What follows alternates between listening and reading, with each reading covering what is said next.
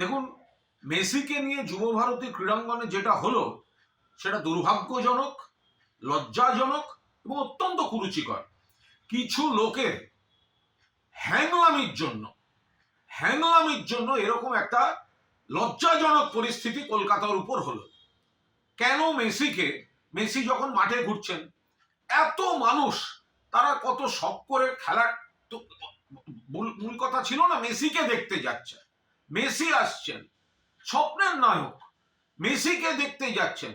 তো মাঠের মধ্যে যখন মেসি ঘুরছেন, তো বাকিরা মেসিকে একটু সামলে, শুধু শুধু তার নিজস্ব দেহরক্ষী দিয়ে একটু ভিড় থেকে আগে মানুষের দিকে তাকিয়ে হাত নাড়তেন। তারা যারা এই এত দামি টিকিট কেটে দেখতে এসছেন, তারা দু চোখ ভরে দেখতেন।